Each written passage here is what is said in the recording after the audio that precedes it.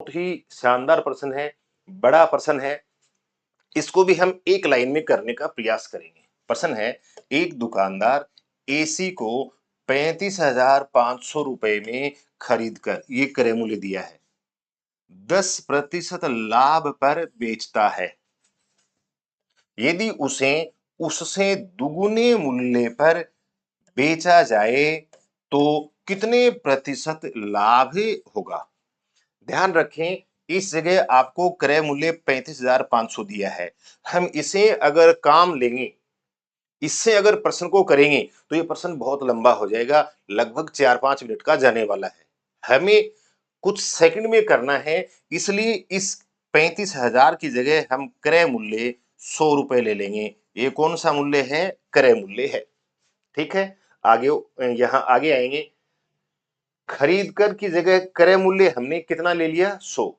यहां देखो 10% लाभ है।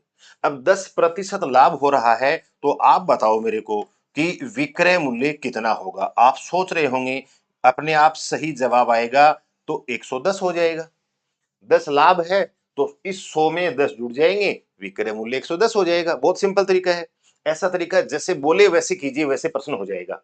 आगे देखो, यदि उसे उससे दुगुने मूल्य पर बेचे, ये जो बेचा है विक्रय मूल्य ये वाला, इससे दुगुना, इससे दुगुना है तो यहां आप 2 से गुणा कीजिए। 2 से गुणा कर देंगे, 2 से गुणा कर देंगे तो आपके पास ये कितना हो जाएगा? 220 हो जाएगा। ये भी आपके पास कौन सा मूल्य आ गया?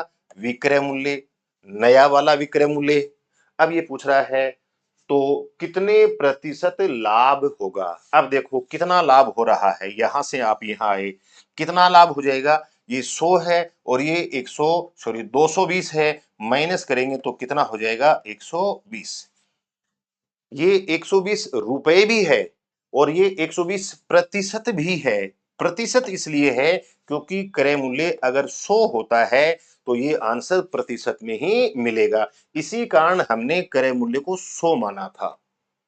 एक लाइन में प्रश्न का सॉल्यूशन आपको यहां मिल जाएगा और 120% है, ऐसे में आपका आंसर तीसरा ऑप्शन हो जाएगा। Thank you.